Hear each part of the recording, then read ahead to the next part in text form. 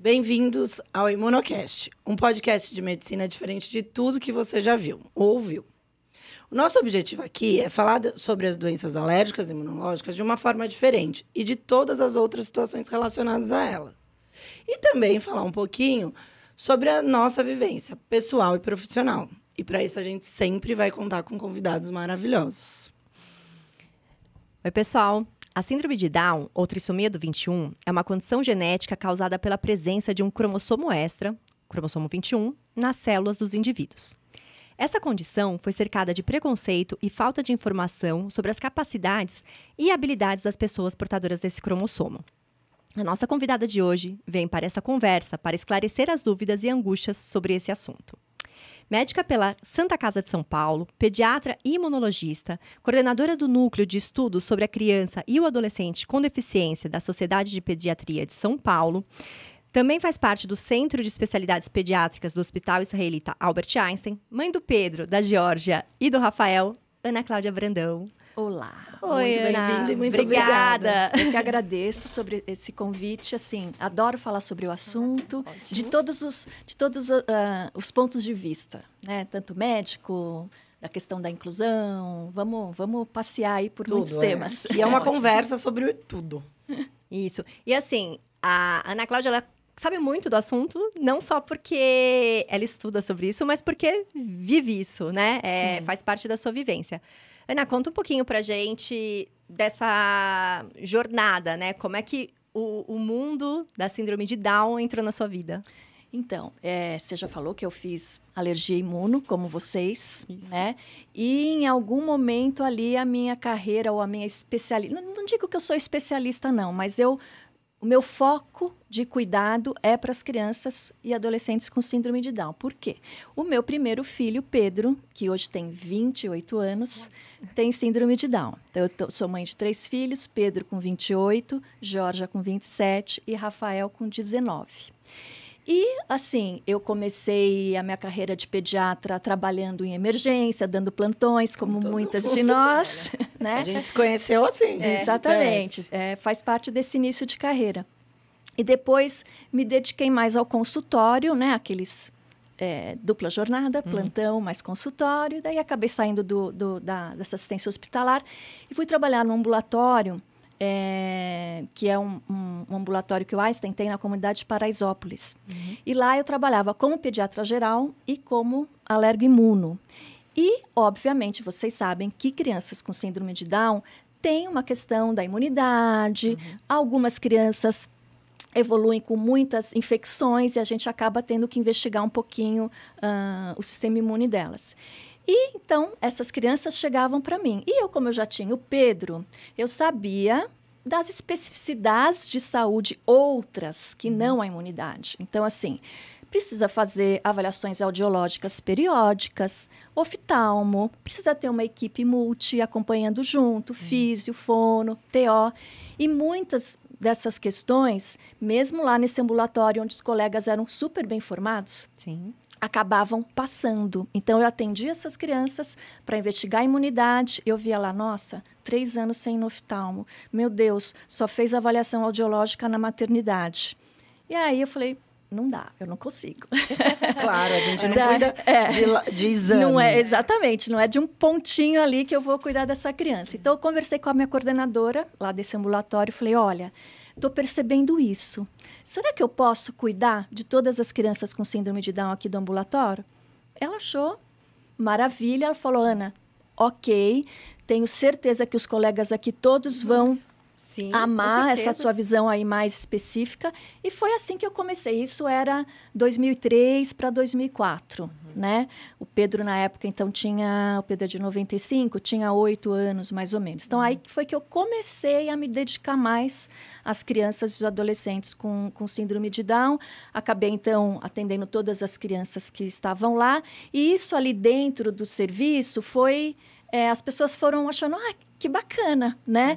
Porque faz diferença, entendeu? Não que precise existir especialistas, porque como a gente E eu falo assim, as crianças todas são diversas, né?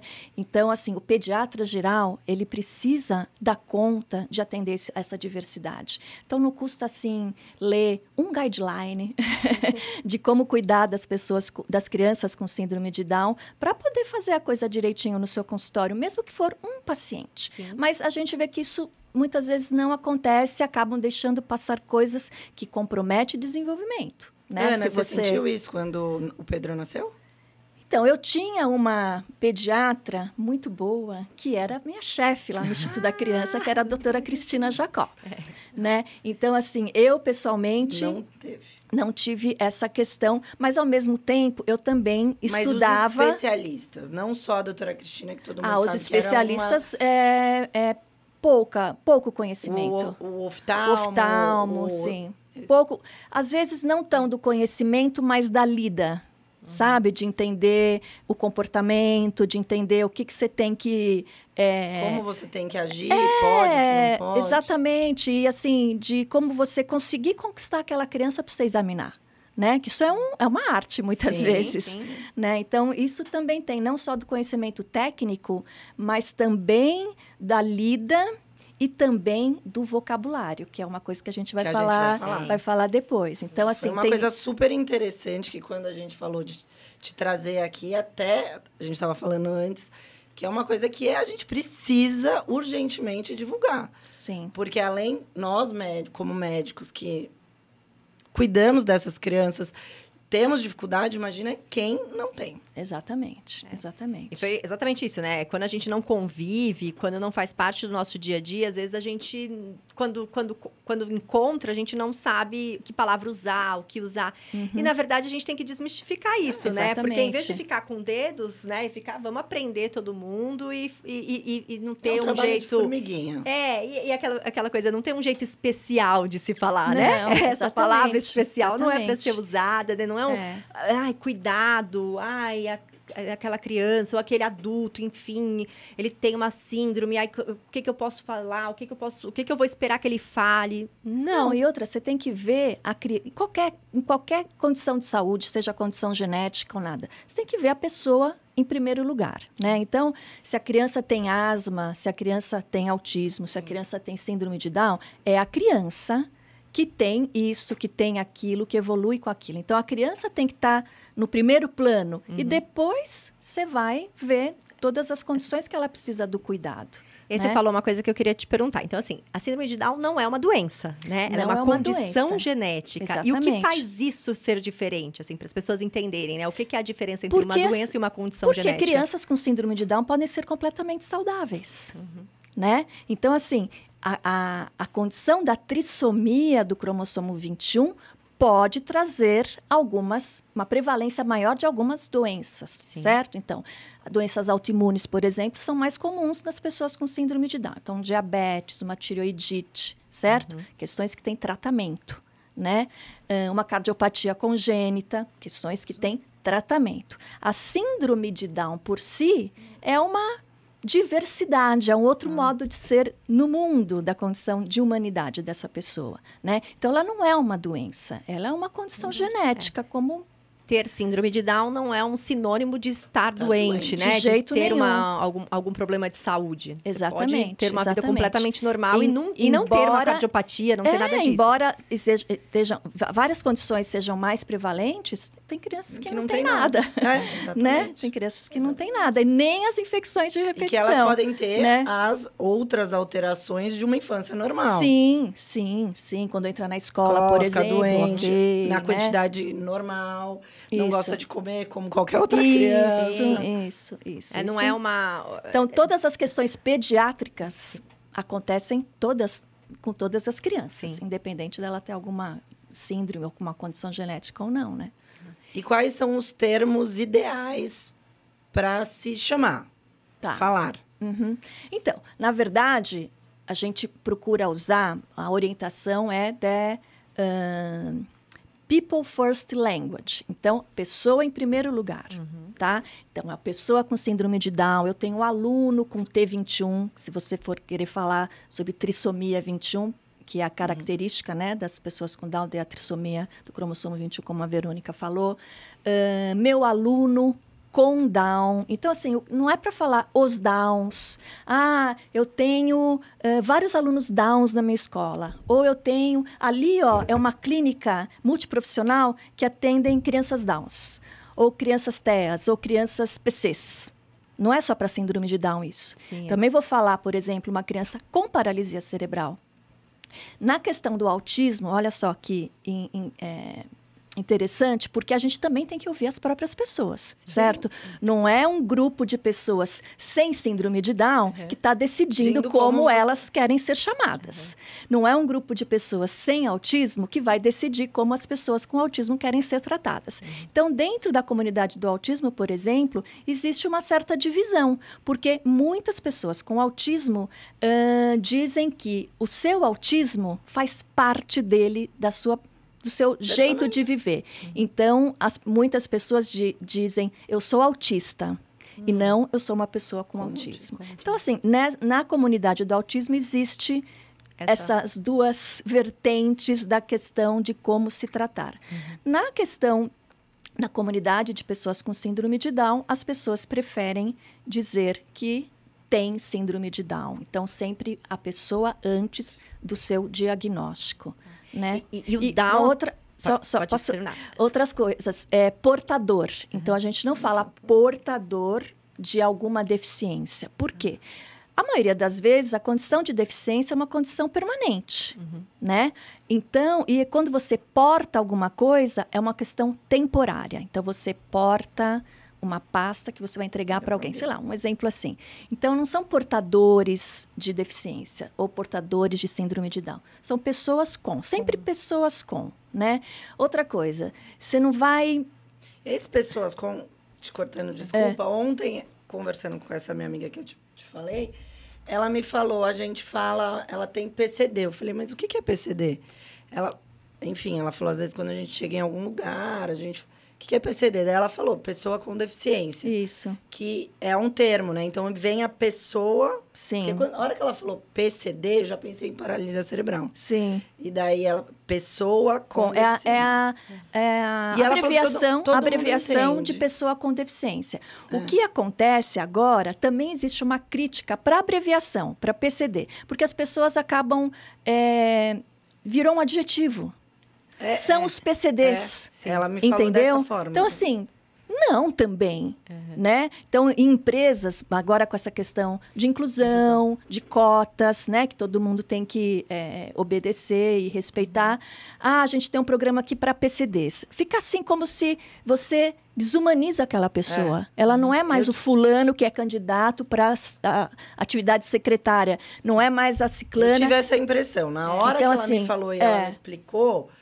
Eu tive essa impressão. Então, a gente precisa tomar cuidado, não ficar assim, os PC... Não, gente, vamos lá, né? A gente está falando de gente. Exatamente, né? de pessoas, né? Com as suas habilidades, com as suas capacidades. Sim, essa questão de falar a palavra deficiência, né?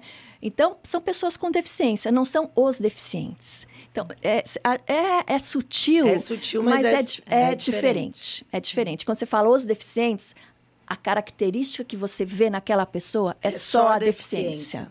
E quando você fala uma pessoa com deficiência, tem uma pessoa que tem... Uma das questões que ela tem é uma deficiência X, Y, Z. E não precisa ter medo de falar a palavra deficiência. Não, as pessoas com deficiência... Eu convivo com bastante... E sigo muitas pessoas com deficiência no Instagram, nas redes sociais. Não tem nenhum problema em se considerarem pessoas com deficiência. E eu acho que a gente precisa divulgar cada vez mais e perder o medo de falar. Eu acho que o problema está mais no outro dentro de nós. Do que na pessoa que realmente tem, Exatamente. né? Eu acho que é de uma cultura, enfim, que a gente vai... Como tudo que está mudando... Exatamente. Precisa ser esse trabalho de formiguinha. E a gente está aqui tentando fazer. E sabe que, somente nós, profissionais da saúde, tem um conceito da deficiência, a gente segue muito o modelo médico. Não sei se vocês já ouviram falar isso. Modelo médico da deficiência e modelo social da deficiência. Não conheço. O modelo médico da deficiência, que é um modelo que tem ultrapassado, tem bem essa questão do curar, tratar, modificar aquele corpo por conta da deficiência. O modelo social da deficiência, ele é mais recente, E ele é o que a Organização Mundial de Saúde recomenda que a gente use. Então, assim, as pessoas têm questões motoras, sensoriais, cognitivas, mentais. Aí não podemos também confundir deficiência intelectual com deficiência mental. Eu achei super interessante. O mental está relacionado com questões psiquiátricas. Sim. E o intelectual com as questões cognitivas, né? E daí, nesse modelo social da deficiência, o que faz com que a pessoa tenha mais ou menos a sua limitação, a sua dificuldade, é o entorno. Porque, então, assim, são as barreiras que essa pessoa enfrenta na sociedade. Sejam barreiras por atitudes, puro preconceito, capacitismo, seja por falta de uma rampa, falta de alguém que fale Libras, falta de um software por uma pessoa cega conseguir ler, falta, sei lá, então assim, acessibilidade que a gente chama. Então, quando as pessoas com deficiência têm a acessibilidade que elas precisam, por exemplo, uma pessoa que usa cadeira de rodas, se ela for entrar aqui, por exemplo, nesse ambiente, ela não entra. Exato. Certo? Sim. Ela não entra. Se você tiver rampas, ela não precisa de ajuda de ninguém. Ela pode ir aonde ela quiser, né? Então, onde que fica a deficiência quando você tem acessibilidade? Você elimina aquilo, né? Você elimina as barreiras. Na A pessoa questão, vive. né, da pessoa com síndrome de Down, dessa questão do atraso, da deficiência cognitiva, intelectual. A inclusão fez toda a diferença, né? Sim. Essa briga, essa luta por incluir Nas escolas. foi modificador, nas escolas e tudo mais. A gente vê uma diferença. Eu lembro, sei lá, a síndrome de Down, quando eu era criança, era uma criança que ela ficava isolada, que ia na festinha e não se misturava. Sim. E aí parece que não falava direito, sabe aquela coisa? E hoje, você fala, gente, E assim, são... E eles já são adultos idosos, né? Exatamente. Assim, eu tava seguindo uma menina no Instagram, e eu tava vendo ela falando que ela hoje queria ir no show daquele Rebeldes, RBD, e falando super bem. Sim, tem a dificuldade de se falar, como existem inúmeros jeitos de se ter uma dificuldade de fala, mas você entende a alegria, ela explicando e falando, gente, olha... É oportunidade. E como é que ela chegou Exatamente, nisso? exatamente. Porque foi estimulada, né? Não, inclusive, a expectativa de vida tem, a cada ano, a cada década, aumenta mais do que a nossa, da população geral. Porque você tem uma ideia, na década de 80, né, que foi aqui ontem, atrás, né? As pessoas com síndrome de Down viviam, em média, 25 anos. Nossa, era muito pouco. E atualmente é de 60 a 65 anos. Óbvio, e assim, de 80 a gente teve avanços na medicina, mas senão a gente teria essa mesma proporção da nossa duração, certo? Então, obviamente que essas pessoas estão tendo mais acesso aos cuidados de saúde, ok. Mas essa expectativa de vida também é muito devido à qualidade decorrente da vivência maior em todos os ambientes, da inclusão social, né? Então, isso é importante para a qualidade de vida, é importante para o desenvolvimento, é importante para essa pessoa ter mais autonomia, poder ter um trabalho. Então, tudo isso... E acho mais do que importante para essa pessoa que tem síndrome de Down, ou trissomia do 21, ou qualquer outra dessas condições. Acho importante para as nossas crianças que não têm... crescerem e verem que... Porque elas não vão precisar, talvez, batalhar pela diversidade, pela diversidade. Não, elas vão ali... Fica uma coisa natural, né? Exatamente. Eu acho que essa é a palavra, é natural. Eu acho que quando você convive, você elimina essas barreiras do... Ai, será que eu posso brincar? Ai, será que ele quebra, sabe? Aquela coisa. Coisa é muito cruel, né? Então, enquanto ela vê a diferença, ela fala da diferença e, às vezes... com uma forma cruel de falar. Mas eu acho que ela não tem experiência, quando ela, né? Não, e quando ela cresce, desde sempre, tá ali no meio, aquilo lá é o normal. E todo mundo é o normal ali, né? Então, eu acho que essa diferença é extremamente importante. É um privilégio, na verdade, você ter as crianças atualmente estudarem em classes com uma diversidade tão grande. Porque, certamente... Os pais não vão conseguir... Não, e serão adultos melhores, né? Sim, com certeza. Adultos melhores. Eu tenho essa sensação. Eu sempre acho que essa geração que vem agora, eu vejo pelas minhas filhas na escola, eu falo, gente, elas vão é uma geração que vem melhor. Uma geração sem preconceitos, que normalizam as coisas, que vem menos problema onde não tem, né? Que eu acho que a gente vem de uma geração que, às vezes, vê problema onde não existe. Tinha essa oportunidade. Na minha época, então, menos ainda do que a de vocês. Assim. Então... Não existia na escola. Aqueles centros especializados, né? Aquela coisa de... Escola especial. Escola especial, né? afasta mesmo, né? Essas crianças iam para escolas onde elas não eram estimuladas. Então, isso, se você for pensar hoje, é uma loucura, né? Sim. É uma crueldade. É uma crueldade, né? Você segrega, assim, pessoas porque alguém determinou que aquilo não era o padrão. Assim, que é diferente de você estimular a mais, né? Porque você ter um centro especializado, né? É diferente exatamente de você estudar, da criança estudar numa escola com outras crianças de diferentes condições ou não, e você estimular ela mais em um local especial para isso, né? Porque, especializado. Assim, a escola é onde deve estar todas as crianças, certo? E crianças que têm questões de desenvolvimento precisam de uma equipe multi que faça aí um trabalho nessa questão, quando a gente fala de estimulação, que vai trabalhar essa neuroplasticidade cerebral, que vai trabalhar questões motoras, cognitivas, de fala, né? Que nem você comentou, a questão da fala é uma questão mais complexa das crianças com Down. Mas também a gente precisa entender que a fala não é a única maneira de se comunicar. Né? A gente aprendeu muito agora com esse boom do autismo, que tem muitas crianças com autismo não verbais, que é a questão da comunicação alternativa e suplementar. Então, assim, tem outras maneiras de se comunicar que não a fala. E a gente precisa também aprender isso, né? E vamos de um assunto polêmico agora. Vamos lá, a gente gosta de uma polêmica aqui. A questão, né, a gente fala muito da questão de alimentos, da questão das alergias, né? Aqui a gente tem o nosso podcast, o Imunocast. Isso, nos pacientes, né, com condições genéticas ou não, mas no paciente com a síndrome de Down, o que realmente, Ana, tem de importante? O que eles realmente precisam evitar de alimentos? O que inflama, o que não inflama? O que vai mudar?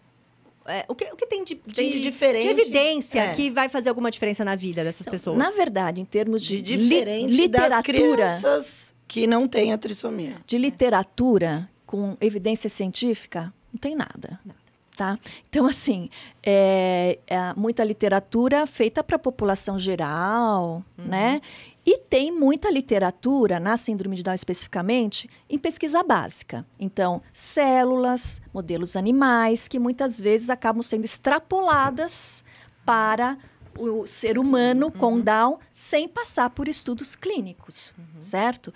Mas o que a gente pode... O racional disso tem sentido no seguinte aspecto. Pessoas com síndrome de Down têm lá o seu cromossomo 21 a mais, que tem vários genes que propiciam mais inflamação nesse organismo. Tá? Então, tem alguns genes que propiciam mais inflamação, mais doenças autoimunes. E, obviamente, a gente sabe que o nosso corpo é o que a gente come. Né? Mas o comer saudável, isso que é importante. Então, muitas frutas, verduras, se possível, zero processados, ultraprocessados, como a gente orientaria para todo mundo. Exatamente. A gente comete os nossos pecados. Criança, né? Essa orientação, ela não é específica? Não é específica. O que eu acharia de específico, Verônica, é proporcionar ou oferecer com mais frequência, então, alimentos que possam ter componentes anti-inflamatórios, antioxidantes. Isso faz sentido. Agora, ter uma dieta completamente diferente das pessoas da casa, dentro do pacote da dieta saudável, não faz sentido. Né? Então, a casa inteira. Na verdade, é uma oportunidade. Exatamente. É uma oportunidade de todo mundo comer melhor. Exatamente. O outro foi sobre alergia alimentar e era uma nutricionista falando sobre como pode ser a porta de entrada de você melhorar a alimentação familiar. Que a criança, levaram a criança para que comia muito bem, eles queriam fazer a transição para comida familiar. Que era Falou, ruim, não, né? o problema aqui é vocês. Sim, ela tá exatamente. certa. Não, e eu Exatamente. acho que assim, e não pensar que, então ele vai comer muito saudável e isso, ao invés de estar incluindo, tá excluindo, Excluindo, né? sim. Então a dieta é especial, não come isso, não come Não aquilo, pode não ir na pode ir casa na da- casa de ninguém. Se vai pra Isso. casa de algum parente, olha, a gente vai levar aqui a comida. Porque isso, em vez de ajudar, na verdade, não tem nenhuma evidência que vai ajudar. E a de gente vê, verdade. inclusive, as exclusões, né? Então, essas crianças não podem leite de vaca. O leite de vaca, Ah, coitado, coitado. Não, é um vilão. Tá. Leite de vaca nem glúten. Certo? Então, Então, assim, muitas orientações de exclusão sem uma indicação específica. Obviamente, se a pessoa tem uma intolerância à lactose, Uma celíaca. uma alergia à proteína, uma doença celíaca ou uma intolerância ao glúten não celíaco, também existe. Ok, mas não é para generalizar de que toda criança tem. com Down tem Isso. sem leite. Essa Que o sensação que eu glúten tenho para agora, 100% da população, ele Isso, é é. inflamatório. Não, mas é a sensação, porque assim, a criança com síndrome de Down, ela pode ter uma alergia alimentar. Claro. Mas o contrário não é uma verdade, não é toda Não. criança, a alergia alimentar não está presente em toda criança. Então Isso. você tem que ter um olhar individualizado para aquilo, ele não vai Exatamente. restringir para todo mundo. Uhum. Eu já tive, a gente já comentou, um paciente que não pode desde pequeno ter nenhum contato com leite de vaca. E levou isso a uma seletividade tão intensa da criança que criou-se um problema muito maior do que a possível inflamação que aquele leite poderia causar na Sim. vida Teria dela, ao longo da causado. vida dela. Não, e outra, existe vida social, né? Então, claro, na sua Quando- casa, você pode... Eu vou assim, natureba, grãos, integrais, muitas frutas, tá tudo perfeito. Se ele vai numa festinha, gente, não vai estragar. Todo dia a festa. então, não é todo dia Não é a todo festa. dia. Vai, o pecadinho de um pedaço de bolo, de um salgadinho. Então, ok, né? Isso não é o dia a dia, não é o cotidiano. Mas em casa precisa cuidar de uma alimentação saudável, né? Não tem alimentos... Esses alimentos da feira, por exemplo, não tem nada proibido. Mas a gente vê orientações de que não dá isso, não dá aquilo. E isso deixa a família numa angústia e numa insegurança muito grande. Não, impacta relações Sim. verdadeiramente. Provavelmente relações de casal, com a família, quando vai na casa de alguém. E assim, eu acho que já são famílias que elas são mais fragilizadas, porque Ter um diagnóstico e você não saber como é que vai lidar e ir descobrindo ao longo, né, Sim. do desenvolvimento, dos anos. Então, já são famílias mais fragilizadas que acabam comprando qualquer ideia. E eu entendo também comprarem qualquer ideia, porque te falam pro seu filho, olha, se não comer feijão, ele vai passar na faculdade e você fala, poxa, né, ele tem É melhor eu fazer isso agora do uma que esperar deficiência- ele não passar. né, tem um atraso cognitivo, então deixa eu já não dar o feijão para poder fazer com que ele passe lá na faculdade. Então, assim, eu entendo aquela família, mas é a gente gerando mais problemas, Mais angústias. Né? Mais angústias. Mais angústias, mais exclusão, muitas vezes. E, às vezes, tem outros tratamentos, né, que as pessoas inventam por aí, que as famílias gastam muito dinheiro em intervenções que não têm nenhum fundamento ainda com evidência. Então, isso também eu acho que essas situações, eu acho que não é só com Não a é só síndrome com- de Down. Sim, Eu acho que a sim. medicina está É. sofrendo muito com essas situações, onde terra de ninguém, o que fala na internet se pode se tornar uma verdade rapidamente. Eu acho que isso é ruim para tudo, né? Voltando às questões aí para a gente tentar aprender. Sobre os graus, existe graus na síndrome de Down? Não existem graus, né? Então, assim, nós também tem uma variabilidade aqui das nossas condições cognitivas. O mesmo acontece com as pessoas com síndrome de Down, não é diferente. O que a gente tem são pessoas com síndrome de Down que pode ter um acometimento cognitivo mais pronunciado ou menos pronunciado, mas isso está dentro dessa diversidade, né? Porque se a gente for classificar deficiência intelectual tem classificação, certo? Leve, moderada e severa ou grave, tá? As pessoas com síndrome de Down estão dentro desse espectro da deficiência intelectual entre moderada e leve, tá? Ou mais moderada do que leve, mas muito pouco com alguma questão mais grave. quando existe um desenvolvimento que te chama muito atenção em termos de ser mais comprometido, normalmente você suspeita que possa ter algum transtorno do desenvolvimento associado. Muitas vezes um autismo. Tá? Então, aquela criança que os pais falam isso para os pediatras, ele é muito diferente das outras crianças com síndrome de Down que eu conheço ali na sala de espera das terapias. Sim, a interação dele é diferente, se isola um pouco mais, muita dificuldade de comunicação, tem estereotipias, porque assim, estereotipia é um pouco mais comum na população que tem deficiência intelectual. Então, não é um sinal patognomônico de autismo. Tá? Mas a família percebe e o pediatra precisa perceber, porque muitas vezes o pediatra fica na questão, é assim mesmo. Essa criança com Down, ela se desenvolve assim. E não, a gente precisa tomar conta disso, porque existe um desenvolvimento esperado para aquela criança. Se ela começar a sair fora, olha, pode ter alguma coisa junto. E se o autismo já é diagnosticado mais tardiamente aqui no nosso país, nas crianças em geral, nas crianças que têm deficiência intelectual, o autismo é diagnosticado lá na frente. É isso que eu estava pensando aqui. Fácil, porque de fato. Porque você pensa assim, você coloca na caixinha, não, isso é porque ele tem síndrome de Down, não é porque ele tem mais alguma coisa. E, na verdade, assim, não são caixas, né? Você só tem uma coisa. Sim. Você pode ter vários, Tem. Né? Misturar ali tudo. Você pode ter TDAH, você pode ter um TEA, e isso compromete o desenvolvimento, comportamento, né? Então, você precisa ficar ali com a anteninha ligada, e a prevalência do TEA na síndrome de Down é muito maior que na população geral. Então, quando você vê aquela criança que está diferente dos seus outros pacientes ali em termos de desenvolvimento, sempre peça ajuda para um pediatra do desenvolvimento, um neuropediatra, para ver se ali encaixa nos critérios, porque muitas vezes as estratégias de estimulação da equipe multi pode se modificar e você quando ter ganhos você tem. maravilhosos. Exatamente. E pensando também que, assim, quem tem síndrome de Down não tem que ser a criança sempre feliz ou sempre brava, nenhum. né? Isso é personalidade. estereótipo, completamente assim, é estereótipo. Então, assim, tem vários estereótipos. Essa coisa de são muito afetivos, gostam de música, então tá abraçando. Isso a gente cria e às vezes que a mais brava é a sobrinha dela. Então, às vezes as famílias que eu conheço mais brava às vezes as famílias endossam essa questão. É muito comum nessa coisa assim da busca pela aceitação. Então eu vejo muitos familiares estimulando. É uma graça mesmo a criança chegar, cumprimentar todo mundo, tá? É uma graça quando ele tem 3, 4, 5. Uma criança de 10, um adolescente de 15, um adulto de 20, tem a mínima graça ele chegar num ambiente, ficar abraçando e beijando pessoas que ele não conhece.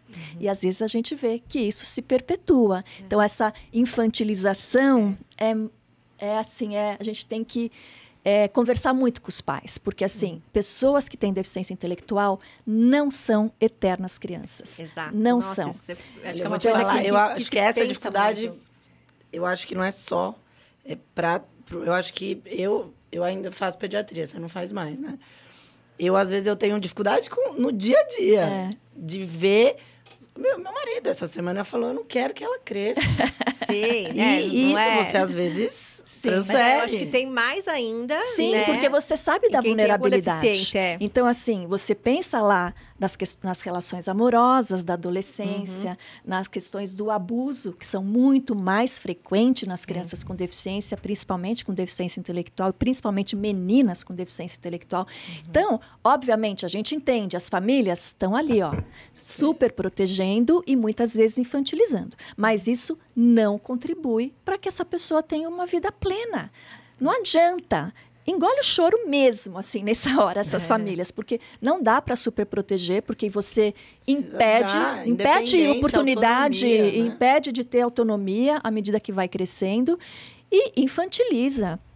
Sim, elas devem ser tratadas de acordo com a sua faixa etária. Sim.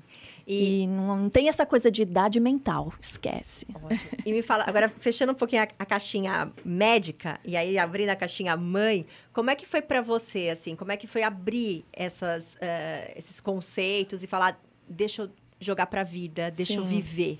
Eu acho, assim, que o nascimento do Pedro, acho que foi um dos maiores ensinamentos para mim. Pode parecer um clichêzão, mas foi. Me fez ver o mundo de outra maneira. Essa questão de entender a humanidade sendo uma natural, essa diversidade. Então, não importa se a pessoa tem uma só perna, se tem só uma mão, se não enxerga, se não escuta, se tem questões cognitivas. Faz parte da natureza humana essa diversidade. Então, isso para mim ficou muito claro quando ele nasceu. Obviamente não, ainda foi muitos anos para eu entender tudo isso. Mas acho que foi uma coisa que eu aprendi. Então, acho que graças a ele estar ali na minha família, isso foi possível, né? E a gente, eu e o Renato, meu marido, acho que foi meio que natural, talvez pela nossa personalidade, do tipo, ele está nesse mundo. Não adianta a gente querer fingir que a gente mora em Marte, né? Sim. Ele está no planeta Terra e o planeta Terra é desse jeito. A gente vive em São Paulo, que é desse jeito, né? E o Pedro, ele é o nosso primeiro filho, a gente não tinha experiência de filhos anteriores. A gente teve a Georgia, que nasceu logo depois, 1 ano e pouco depois do Pedro. Eles cresceram juntos, né? Estudaram na mesma escola. E daí isso acho que facilitou e a gente foi aprendendo. Não, eu era, assim, eu sou calma, não sofro por antecipação, né? Mas eu sempre entendi que ele tinha o direito de ser uma criança como qualquer outra, em termos de oportunidade, em termos de aprendizado. Então, eu fui uma mãe meio... Não era crica, mas eu estava sempre ali na escola, tentando perceber o que alguém quisesse atrapalhar. E sempre ofereci ajuda de profissionais, das terapeutas que o acompanhavam, se a escola tivesse alguma dificuldade. Foi bem, ele foi sempre muito bem acolhido, muitos amigos, ele estudou sempre na mesma escola, então ele tem 28 anos agora, todos os amigos na mesma faixa etária, os amigos que ele estudou na escola são os amigos ainda dele, que ele sai para churrasco, bar na Vila Madalena, né, a vida social dele são com esses amigos que ele fez até o ensino médio. E aí, ele mesmo por não se sentir de lado, ele sempre quis tudo que todo mundo fez. Fantástico. Então, assim, isso facilitou no sentido de que a gente tinha que dar um jeito de acontecer. Porque ele também não se colocava ele também de canto, demandava. Né? Falava, eu quero ir, eu quero fazer. Então, por exemplo, no ensino médio, ele falou, eu quero de ônibus, eu falei, mas Pedro, eu consigo levar você e a sua irmã, ou então a perua. Não, é ônibus. O meu amigo, no seu meu amigo, é ônibus. Então, a gente fez Fez funcionar. Fez funcionar. Então, como que a gente vai começar isso? Um amigo vai com ele até o ponto, fala, olha, Pedro, tem vários ônibus que podem ir até esse ponto, mas vamos escolher 2, né? Você pode pegar esse ou esse. E deu certo. Passou do ponto? Passou. Dormiu no ônibus? Dormiu, teve que voltar. Assim, quantas pessoas que aconteceria? Mas exatamente. É processo, né? Autonomia é processo. Então, eu falo para as famílias, né? Não adianta você querer que, magicamente, aos 15 anos, o seu filho amanheça autônomo. Se você não plantou isso lá. E é desde a infância. Então, ele vai tirar a mesa, ele vai ajudar a arrumar a cama, ele vai organizar a mochila, vai fazer seu lanchinho. Sim, vai escolher a roupa. Porque, gente, vocês têm filhos pequenos. A gente faz tudo, né? Sim. A gente atropela o filho, não deixando eles fazerem. A gente escolhe a roupa na noite seguinte, já organiza tudo para sair em 10 minutos de casa.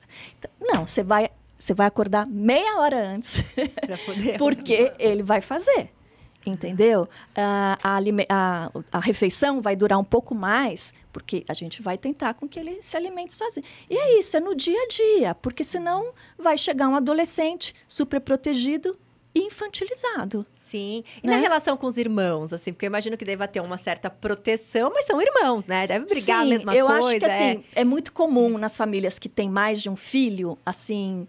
Não, às vezes não ciúme, mas difícil, às vezes, para os irmãos entender um pouquinho aquela tensão e todas aquelas saídas que você tem com aquele filho. Então, muitas vezes, eu até levava a Georgia. O Rafa, como foi um temporão, quando o Rafa nasceu, o Pedro já tinha quase 10. Então, ele não passou tanto nessa questão de Pedro... Quase. Ele e ela, que são muito próximos. Muito próximos. Talvez ela sentiu mais. Ele demandasse mais nesse porque sentido de ter que tinha fazer terapias. físio, fono, TO, né? Médicos, porque ele nasceu com cardiopatia. Então, tinha os especialistas também para seguir. Mas a gente aprende fazendo errado também, às vezes, né? Então, assim, puxa... Vai ter que ser um dia que eu fique só com ela, a gente faça um programa só nosso, vamos conversar. A Georgia, ela tem uma personalidade muito do tipo mais resolvida, então, e ela muito perspicaz, né? A gente sempre falou da questão da síndrome de Down, não precisamos ter nenhuma conversa formal. Olha, o seu irmão tem síndrome de Down. Não, porque era uma palavra falada a todo momento, ainda mais que eu estudava e cuidava. Ela nasceu depois, né? Então, ela nasceu nesse ambiente. Exatamente.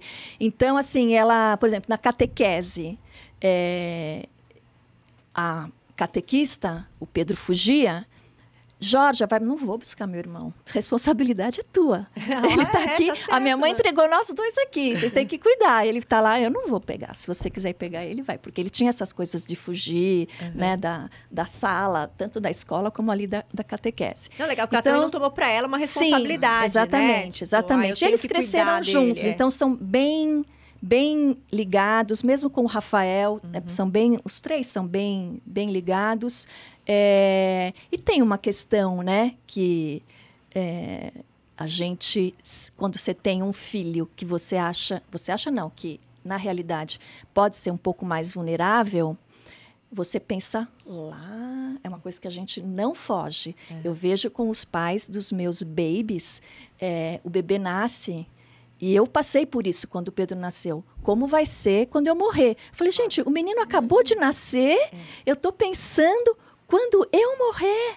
Mas né? eu ia te perguntar sobre isso. Se tem esse medo do tipo, e depois que eu não estiver aqui? Porque, assim, o Pedro se vira, sim, né? Você construiu isso, ajudou ele a construir isso. Agora você consegue Você tem uma tranquilidade. Mas sim, lá eu consigo enxergar, mas mesmo assim ele vai precisar de um apoio. Por mais autonomia que ele tem de andar na cidade, ele pega ônibus, metrô, vai para o bar, volta de madrugada. Ok, ele é uma pessoa com uma autonomia razoável, né? Quando eu vejo aí os outros amigos dele que têm Down, mas porque também é muito menos protegido. Mas, obviamente, ele está muito mais sujeito às violências da cidade. Sim. Então, é um preço que a gente está pagando. É óbvio que eu fico preocupada de madrugada, né? Sim. Mas não tem jeito. Está no planeta Terra, na cidade de São Paulo. Certo? E o que eu e o Renato, a gente fica pensando. Outro dia teve uma discussão num grupo de mães médicas que têm filhos com deficiência. Essa questão do ter um irmão para cuidar. Eu falei, gente, que responsabilidade você dá Você não pode ter um filho com nenhuma função que você achou, porque você não tem controle absolutamente, é uma crueldade você dar essa missão, né? Então, assim, o que a gente pode fazer? Fazer com que essa pessoa tenha a melhor autonomia que ela possa ter. O Pedro, acho que tem a melhor autonomia que ele pode ter. Ele tem amigos que não têm condição de ter essa autonomia, mas a família tem que fazer o esforço para ter a melhor autonomia que possa ter, né? Utilizar. E criar uma rede que possa dar o apoio que ele for precisar na vida adulta, quando os pais não estiverem mais. E mesmo assim, a gente vê, né? Você está falando aí da toda eloquência dos jovens com síndrome de Down do Instagram, por exemplo, muitos... O Pedro mesmo tem desejo de morar sozinho. E essa possibilidade é real atualmente. Então, a gente vê em outros países que existem, que eles chamam group homes. Então, moram 2, 3 pessoas com deficiência. E daí... mas lá tem uma estrutura de governo melhor. E às vezes de segurança também. Né? E de que tem lá uma pessoa de apoio que vai dar o apoio que aquela pessoa necessita. E aqui a gente já está com um programa aí de moradia independente, com suporte, e que os jovens com deficiência intelectual, com essa possibilidade de morar nessas residências, não é residência, são apartamentos que mas daí também a gente aqui não tem subsídio governamental, então custa, particular, né? Isso não é para qualquer família, certo? Então a gente espera que isso seja em algum momento alguma coisa que possa ser mais democrático, mas é possível, né? É possível. A gente já ouve falar de famílias, né? Sim, pessoas que se casam e têm filhos. Sim, exatamente. Na verdade, assim, essa questão do casar e ter filhos, existe uma questão da fertilidade, tá? Então, mulheres com síndrome de Down parece que têm uma fertilidade muito parecida com as mulheres em geral, mas os homens têm uma fertilidade menor. Talvez mobilidade do espermatozoide, número de espermatozoide, essas coisas. Então, assim, na literatura mundial, homens com síndrome de Down, pais, é muito raro. Eu já vi dois casos só descritos. Mas mulheres com Down, mães, aqui no Brasil, pelo menos, acho que eu conheço 4 ou 5. Né? Todas casadas com homens sem síndrome de Down. E todas elas têm filhos sem síndrome de Down. Né? Embora ali na genética, quando um casal tem síndrome de Down, se os dois forem férteis, a chance seria mais ou menos 80% de ter um bebê com Down. Quando um casal... Se um tem, outro não tem Down, a chance é mais ou menos 50%. Mas dessas mulheres que eu conheço, todas elas tiveram filhos sem Down. Né? Então, assim... Você vê que cada dia a gente está vendo que a possibilidade de vida plena é muito possível, inclusive nas relações amorosas. E a gente vê ainda muito tabu nessa coisa. Os adolescentes chegam na adolescência sem experiência de relacionamento, sem ambiente onde possam exercitar o ficar, o beijar, o, sei lá, passar a mão, sei lá, nessas coisas que acontecem. Como você aconselha essas outras mães que também possam ter esse tabu? Nessa questão das relações, da sexualidade. Primeiro, assim, não existe sexualidade aflorada, tá? Que é outro estereótipo que a gente ouve. Então, assim, existe pessoa que não foi educado, ou que não teve experiência, ou que ninguém conversa, e que tem comportamento inadequado porque não sabe o que fazer com aquilo. Ou também, eu acho que as pessoas não estão preparadas para entender que a pessoa com síndrome de Down tem sexualidade. Então, qualquer tipo de expressão, de desejo que ela expresse é hiper. Não é hiper, é normal. A questão da sexualidade na pessoa com deficiência como um todo é muito... Porque ninguém fala, ninguém explica. Na criança que não tem... Todo mundo, em algum momento, ela traz. E daí você começa a pensar em trabalhar, em trazer aquele mundo para essa... Vamos bloquear a puberdade, eu já ouvi isso. Vamos bloquear a puberdade, mas tem algum motivo para bloquear? Não, porque tem uma deficiência, vai ficar mais suscetível a algum abuso, alguma coisa... Mas, então, na verdade... Na questão do abuso, se você não orientar o que é abuso, para ele reconhecer situações de abuso... saber reconhecer. Mas então... Isso é para criança com Down e sem Down. O que eu estava falando, que eu acho que na deficiência intelectual, como isso na cabeça muito dos cuidadores não passa, que em algum momento isso vai acontecer, isso não é tratado. E naquele momento, de repente, onde ele vem externar a vontade, ele simplesmente associa aquilo com a síndrome. Isso, e não exatamente. Que não foi uma criança que em algum momento deu um sinal e você se preparou para trabalhar aquilo.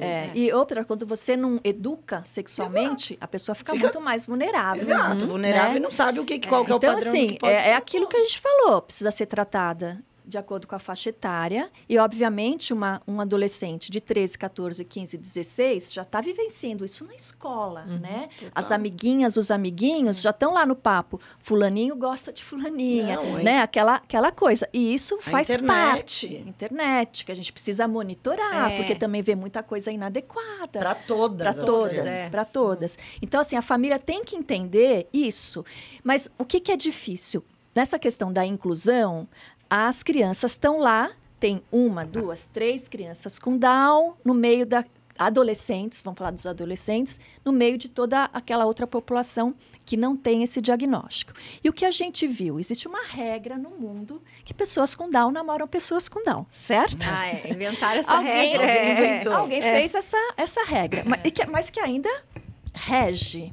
Muito difícil a gente ver casais, a não ser que uma das outras tenha um outro diagnóstico. Então, eu já vi casais que uma pessoa tem Down, a outra tem autismo. Uma pessoa tem Down, a outra tem alguma outra causa de deficiência intelectual. Isso é muito comum. Mas as famílias precisam entender que nessa hora vai precisar, talvez, de um ambiente onde ele consiga conhecer outros adolescentes com deficiência para, pelo menos, melhorar a possibilidade dele ter relações amorosas, exercitar o flerte, a paquera, o ficar e essas coisas. E é aí que acontece. Que foi o que aconteceu comigo, né? Eu, assim, era sou ainda quase uma xiita em termos dessa questão da inclusão. Realmente não me agrada muito esses programas que é um curso de bateria para quem tem Down. É um balé para quem tem Down. É judô. Não, gente, não vamos fazer judô, vamos fazer todo no mundo judô ali, junto. né? Vamos fazer bateria. Então, eu acho que dá para fazer isso. As pessoas têm que entender que você pode fazer estratégias ali de ensinagem para cada um, todo mundo junto, tá? Mas, então, assim, o Pedro sempre frequentou todos os ambientes com todo mundo, nada específico para as pessoas com síndrome de Down. E aí, uma certa idade lá, ele e a Georgia iam nas domingueiras do Paineiras, tá? E o que acontecia? A Georgia ficava, a Georgia beijava, os amigos do Pedro beijavam e ele saía, mãe, não beijei ninguém, não fiquei com ninguém. E aí isso falei, gente, aonde é que ele vai ter alguém? E justamente nessa época, coincidentemente, surgiu entre as mães que tinham filhos com Down, uma possibilidade ali de formar um grupo coordenado por uma psicopedagoga, tal, onde os adolescentes com Down iam discutir sexualidade, autonomia. Então, assim, era uma questão terapêutica, mas também seria uma possibilidade dele conhecer outros jovens, né? E, de repente, poderia se interessar por alguém. E daí foi aí, ele tinha 14 para 15 anos, mais ou menos, quando ele começou a frequentar esse grupo. E aí foi que ele teve a primeira namorada, a segunda namorada, a terceira namorada. Ele é namorador. Assim, ele é namorador. Então, assim, eu acho que se eu fosse uma dica, é de proporcionar, talvez diferente de mim, que só foi pensar nisso quando ele trouxe a problemática, mas já ter uma turma também né? Isso é fácil, porque a gente conhece nas salas de espera das clínicas e tal, né? Fazer amizade com outras famílias que têm filhos com deficiência, com Down ou qualquer outra deficiência, para crescer numa turminha e, de repente, possibilitar, né? Ou, quando crescer, frequentar esses grupos. Tem vários aqui em São Paulo, esses grupos de saída, sabe? Que de sexta-feira vão... É o melhor dos mundos? Na minha opinião, não é. Que é o que justamente você fala, queria incluir, mas nessa situação talvez não seja. Ainda talvez, não dá. Exato, mas talvez essas crianças de hoje em dia que já estão convivendo naturalmente, talvez daqui a pouco tenha mais, tendo 2, 3...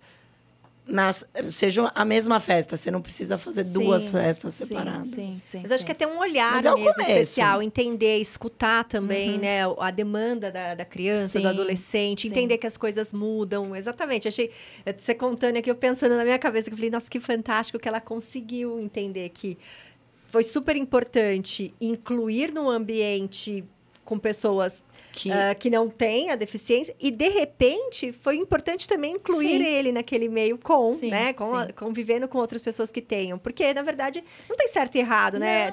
O bom não pode ser inimigo do ótimo. Isso. O ótimo seria junto, mas se não deu, então... É uma experiência que ele tem que ter. É uma experiência que faz parte da humanidade, essa questão da sexualidade, né? Do ser humano. Então, a gente não pode ficar...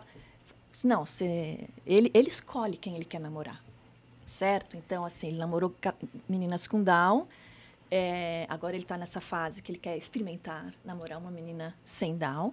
E eu falo para ele, olha, pode ser muito mais difícil, tá? Mas daí, numa festa recente, ficou com uma moça. Daí, a minha teoria... por água abaixo, entendeu? Não, e é legal também porque ele se propõe, né? Assim, agora eu cansei. Agora eu também quero ver como é que é diferente aqui. Sim, quero não, passar assim, por essa a gente também tá falando aqui da vida dele, né? A gente tá, na verdade, mas não tá tem como. expondo. Mas assim, eu acho que pro propósito vale. Sim, não tem Porque como. se a gente for pensar que outras pessoas vão nos escutar aqui e entender que essas pessoas com Down precisam ter uma vida completa, né? Acho que acho vários a gente exemplos da minha vida pessoal aqui da que vida eu tô, real. A gente fala tô muito dando aqui. de evidência científica, do que é provado, que é isso, que é aquilo, mas tem hora que a pessoa realmente se acolhe quando você vê a vida real. E, na verdade, essa é a ideia aqui, né, no podcast. E esse Quando a gente tipo fez, era trazer a vivência Sim. do dia a dia. O dado médico, enfim, você encontra lá no artigo. Mas o que isso, por exemplo, para uma família que tem uma criança pequena lá com síndrome de Down, tá super angustiada, o que vai ser, e quando eu morrer, tudo isso. Então, você trazendo essas questões, vai dando um alívio. Nossa, tem mais gente vivendo a mesma isso. coisa. Né? Acho que é uma comunidade Você sai muito da bem, solidão. muito bem organizada. Acho que não é. Eu acho que é a condição genética mais comum no mundo, não é? Sim, assim, que traz deficiência intelectual Então, eu acho que talvez a mais estudada também, então, que tem mais... Então, eu acho que é difícil realmente... Tem muitos grupos, difícil se sentir sozinho, acho que... Mas, eu acho que é muito legal você cada vez mais ouvir em todos os... E gente que, além de mãe, é médica com uma boa carga de evidência científica, que é, às vezes, o que a gente quer diferenciar a vida. Sim. Acho que é unir as duas coisas, aqui o nosso objetivo maior. É porque, pensando nisso, né, no médico e no mãe, por exemplo, a história, vou voltar lá na história do tirar algum alimento. Às vezes o médico vai lá e fala, olha, então para ele ficar melhor, é melhor que você tire esses 20 alimentos da vida. Só que ele não tá vivendo aquilo, né? Ele não tá tirando do filho dele aqueles 20 alimentos, ele não tá convivendo com a criança, reclamando, virando seletiva. Então, é um olhar muito especial e é muito legal que você transformou esse momento na sua vida em algo para se estudar mais e para fazer diferença para outras famílias, né? Porque você poderia falar, eu cuido da minha. Exatamente. E também porque minhas experiências pessoais talvez não valham para todo mundo. Né? Muitas vezes não, assim, não estou dando exemplos, né?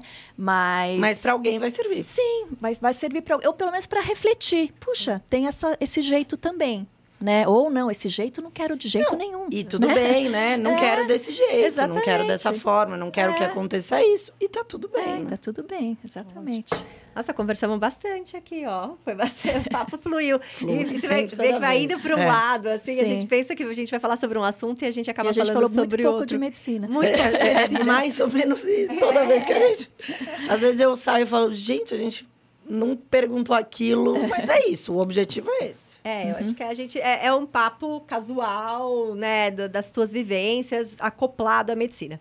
E aí, pensando nisso, a gente tem aí o quadro fixo do programa, que é esse momento para você falar de alguma coisa da sua vida, que você tem uma memória afetiva. A gente fala de livro, de filme, mas pode ser qualquer coisa que te traga uma memória gostosa, né? De toda essa sua jornada. Ó, eu vou recomendar um livro, que é um livro que eu li, que eu acho que, assim, se todo mundo pudesse ler, eu recomendaria.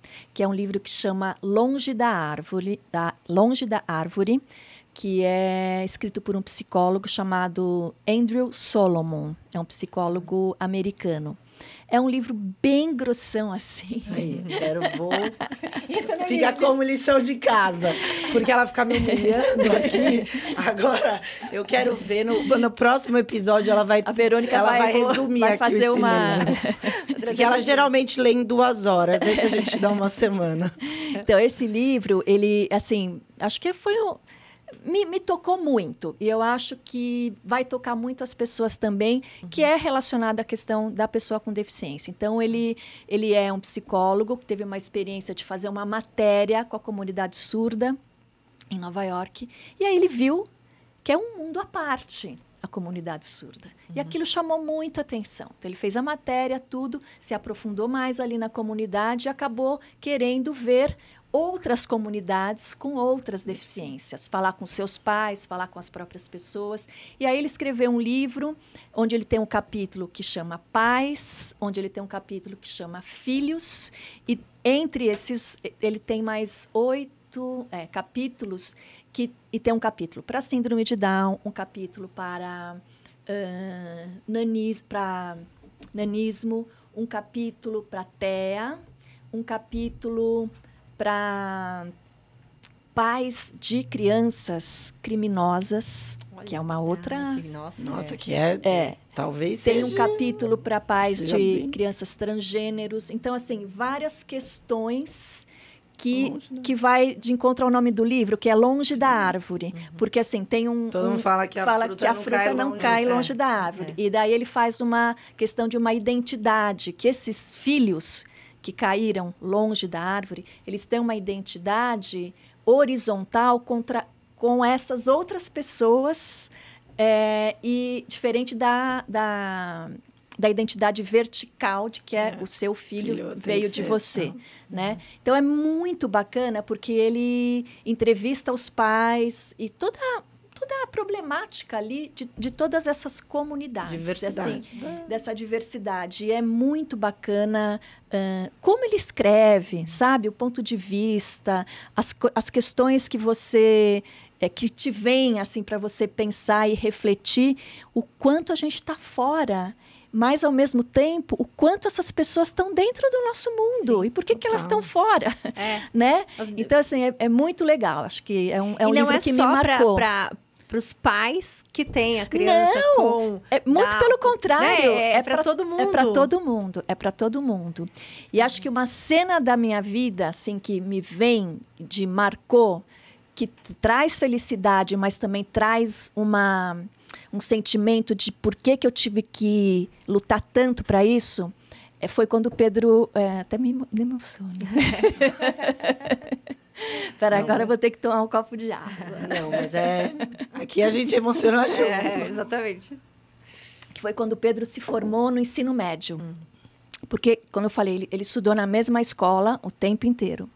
E quando ele chegou no 8º ano, eu fui ter uma conversa na escola para a gente pensar porque eu sabia que o ensino médio ia ser muito mais desafiador. Eu falei, vamos conversar na escola se a gente consegue melhorar algumas coisas no 9º ano para ele fazer um melhor ensino médio.